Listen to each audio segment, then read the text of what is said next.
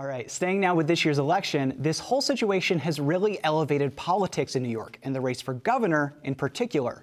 Hochul has the primary in June, which could now become more competitive given her LG's resignation. But whoever wins that race will go on to compete in November against the Republican nominee. And as of now, that's likely to be Congressman Lee Zeldin from Long Island. He was picked as the party's favorite for the nomination in February at their convention. And for lieutenant governor, Republicans have rallied behind Alison Esposito, who we just heard from a moment ago. She's a veteran of the NYPD, and she's also the first openly gay candidate for statewide office with support from a major party. For this week's show, I sat down with both Zeldin and Esposito for a wide-ranging interview on issues facing New Yorkers ahead of this year's election. And just a note, we taped this a few weeks back, before the budget passed and before Brian Benjamin left office. Take a look. Congressman and Alison, thank you both so much for stopping by. I appreciate it. Great to be with you. Absolutely, thank you. It's been a few months since I've had you on, Congressman, and in that time, you've really gone across the state. You've been going everywhere in the state in your campaign.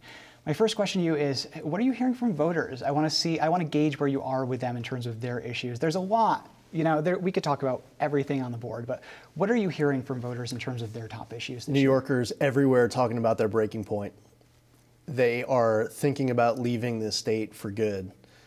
They are probably most often, I would say, citing crime, public safety, not feeling safe outside of their home. Others talking about how they're struggling to survive here economically. They're just not making enough. I get that. I really do. I'm trying to buy a house right now. I've been trying to buy a house for 2 years. You can't do it. It's impossible. But you can start your family in the basement of mom and dad's house, or you can go buy your own home in North Carolina. Yeah. And a lot of New Yorkers, these young New Yorkers, they define the dream, the American dream of having that house, having that stability, that independence. And people are struggling to find that here. For parents, they're talking about their son and daughter's education. People also feel like the COVID pandemic restrictions coming from the government and some of the local municipalities were suffocating. People talk about freedom in a way, and they just feel like public service in Albany is about those in government being served by the public. You know, they hear the governor call on people to take the COVID vaccine by being her apostles. She was giving a speech a couple weeks ago to NYSAC. She referred to herself as the mother of all 62 counties. We're all equals here. You might get a title, you might be serving in position of governor, but people aren't feeling that strong connection. Trust is getting breached, and people feel like this state needs to be saved. You know, Alison, I want to pose the same question to you. You've been in the campaign a little, less than Lee has so far, but you've heard from voters, especially on the crime issue. What are you hearing from people? And I want to pose that question to you because, as our viewers probably know by now, you are in the process of retiring from the NYPD. You've served there for 25 years, it was? Almost, a little over 24 years. Yeah. So what are people telling you about the crime problem? I mean, there is a problem. I think that's indisputable. What are people's concerns? Well, I heard it before I made this decision to join this amazing team. I heard it from the communities I served. I heard it from my officers who live in the city, who live in the state. I heard it over and over again, and that's actually what prompted me to throw my hat into this arena and to step into this fight, if you will, to save our state. I'm hearing that parents want their children to be able to walk to school or walk to the local park without fear of being hit by a stray bullet. I hear parents worrying about drug overdoses. I hear parents worried about what's going on in their schools. I hear communities that after the calls to defund the police, the communities that are underrepresented or inner city or any community of any kind of different culture or diverse background, begging. They were on conference calls with me, begging to have their police back, their neighborhood cops that knew what was going on, the elderly that were afraid now to come out of their apartments or walk through their lobbies because drug dealers were in the lobbies, selling product or making deals or carrying firearms and intimidating the people who live there. That's what's going on. We somehow, our ruling class, our ruling elite in Albany, saw fit to give the criminals all the power, to take the judicial ability to look at past history and flight risk and dangerousness out of the hands of our judges and put it into some broad stroke. And it put our people of the city and of the state of New York at risk. That's why I gave up my career and I stepped into this arena. I want to ask you about this issue that we've seen probably in the past decade heat up of this conflict between communities of color and police, which isn't always the case. And I think that these incidents are isolated in places like Daniel Prude in Rochester, Ferguson, Missouri, things like that. But as a police officer, how do you balance those things? The need to not have those bad apples in law enforcement that are discriminatory, and the duty of a police officer? So let me just say one thing, just to start off that answer. Nobody hates a bad cop more than a good cop. Right. And that is an absolute fact. And they need to be weeded out immediately, and justice needs to be served, whether that's firing or actually in the criminal justice system where they're tried and incarcerated. And every good cop that was called to service believes that. Mm-hmm. There is a call to service.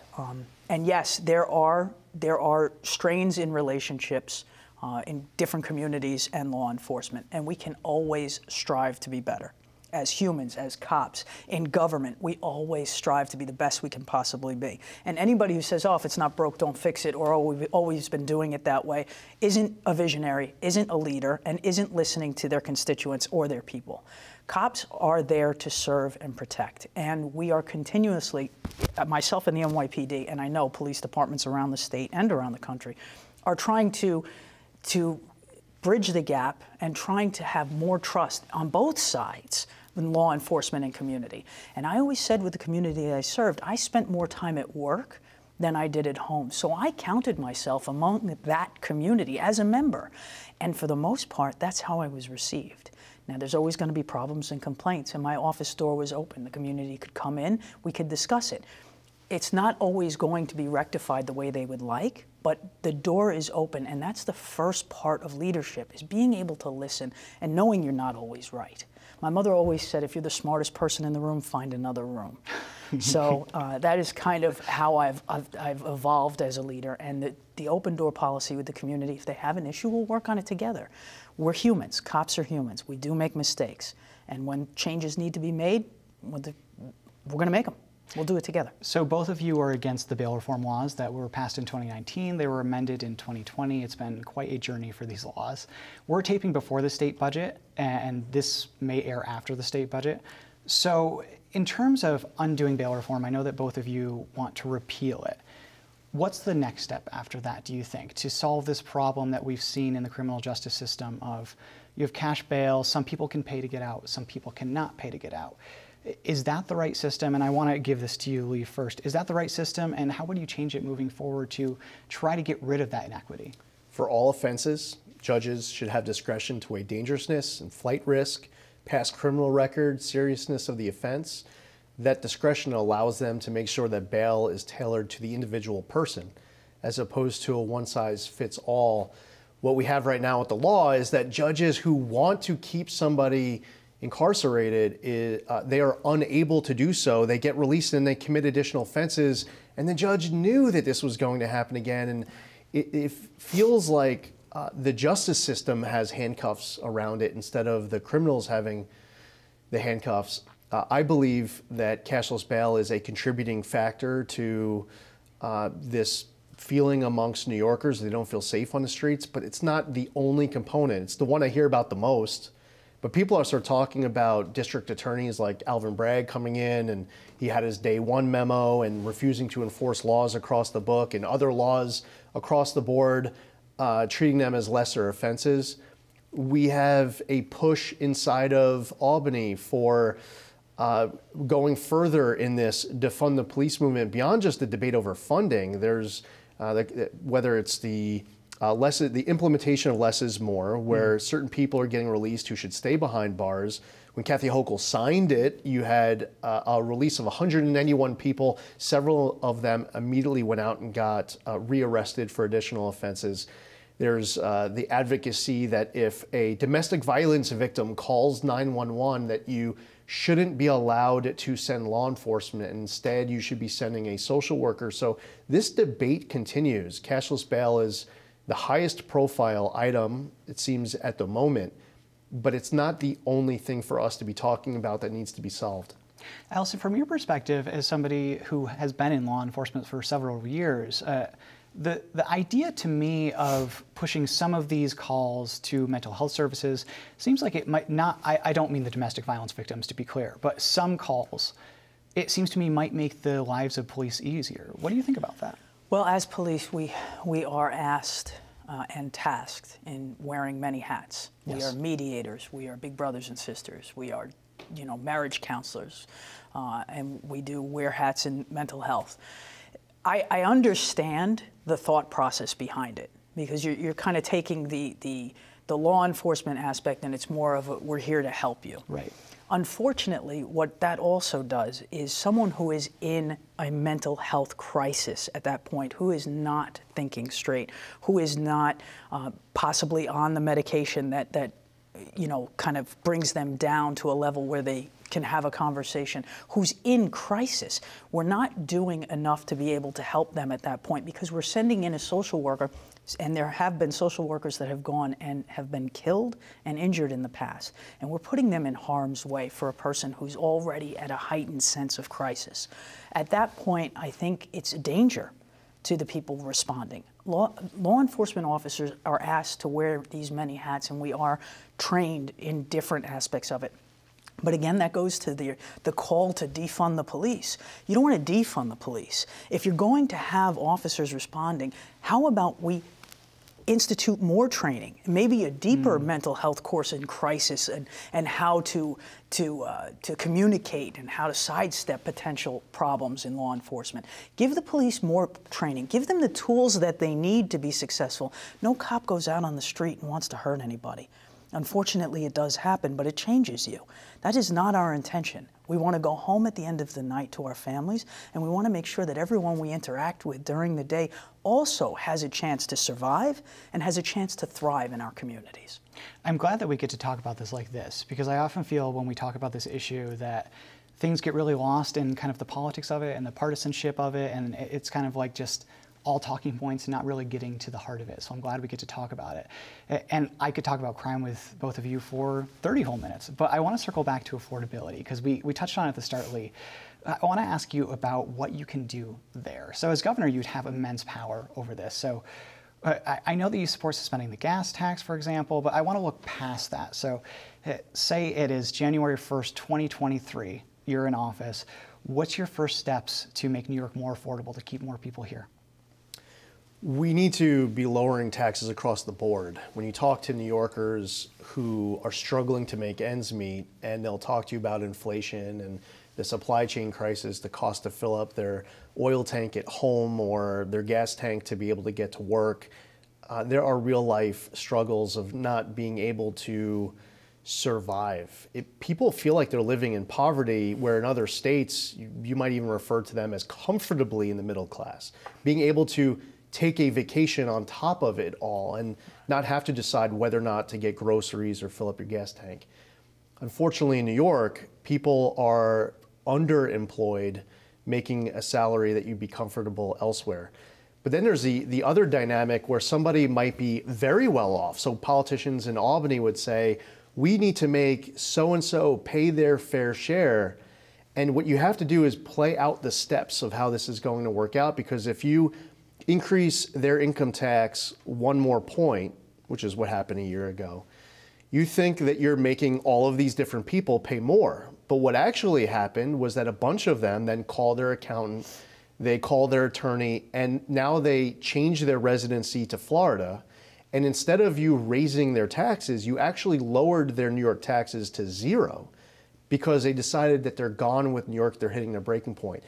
You also have to improve the culture in the state. Inside of state agencies, the people who run the state liquor authority, you have to make sure you don't have that person who's harassing that restaurant, that bar owner over something so minor just because that particular employee believes that they have to find someone in order to feel like they've done their job that day. I hear these stories. I hear it from people who have to deal with the DEC. There are great employees of these different state agencies.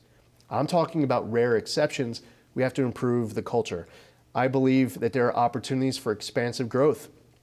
Suspending the gas tax is just one component on energy. In Albany, where they're talking about banning all gas hookups on new construction, that's the wrong answer. We should be greenlighting these applications for new pipelines. Think of all the jobs that would create, the way that we can deliver energy resources across the state. We also have to do a better job talking to each other about the realities of extracting natural gas, the resources that are under us.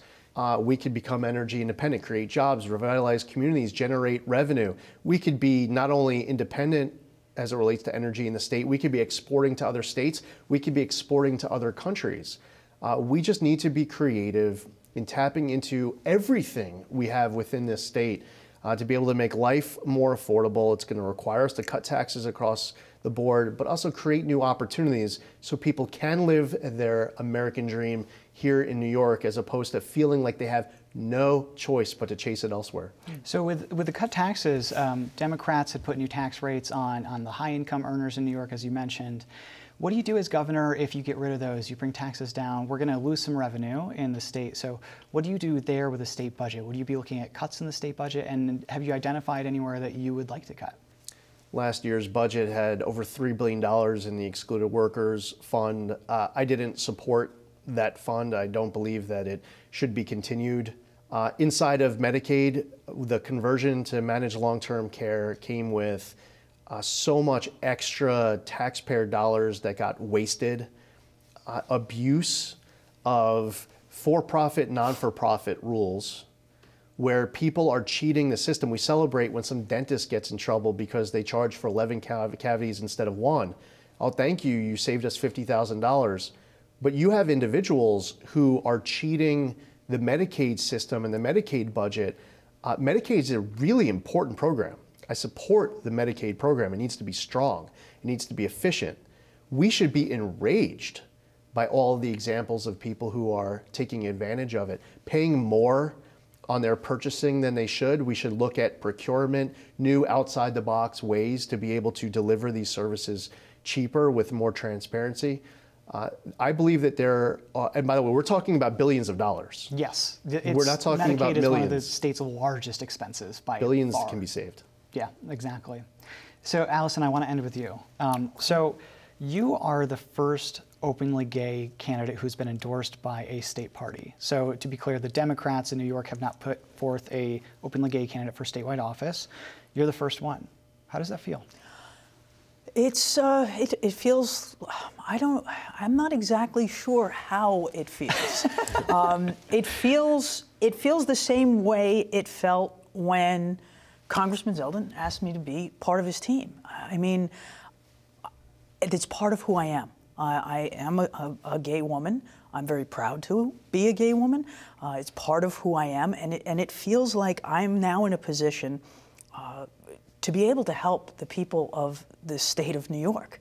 I walked away from a career that I loved, and I threw my name into this hat, and my hat into this arena, and as a female, as a gay female, as a New York City resident, and as a cop, I'm going to bring everything I can to this ticket to make sure that we deliver back to the people of the state of New York the state they deserve.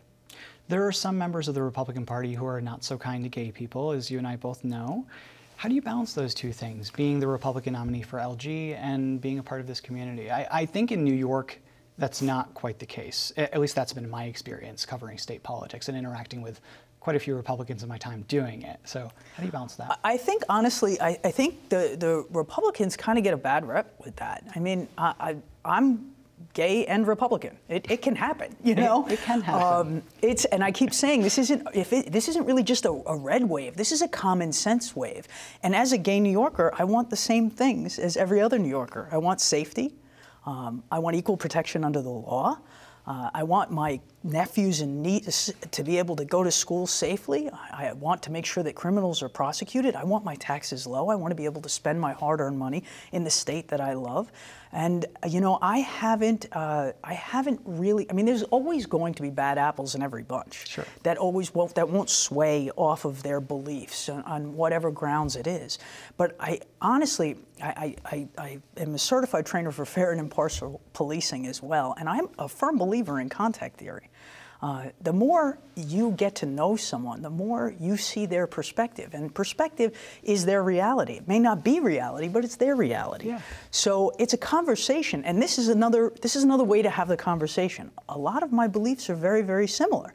So why would you not be so friendly to me? Well, maybe we should have a conversation. And again, we're a lot closer in the aisle than people would think, and it's really all about being able to have that conversation. So anyone who does have those differing opinions or, you know, issues with me, I welcome them to have a conversation with me. Absolutely. Maybe they can do it right here. Who knows? Absolutely. Alison Esposito, candidate for Lieutenant Governor. Congressman Lee Zeldin, candidate for Governor. Designated candidates, I should say. Correct. Thank you so much for being here. Thank you. Thank you.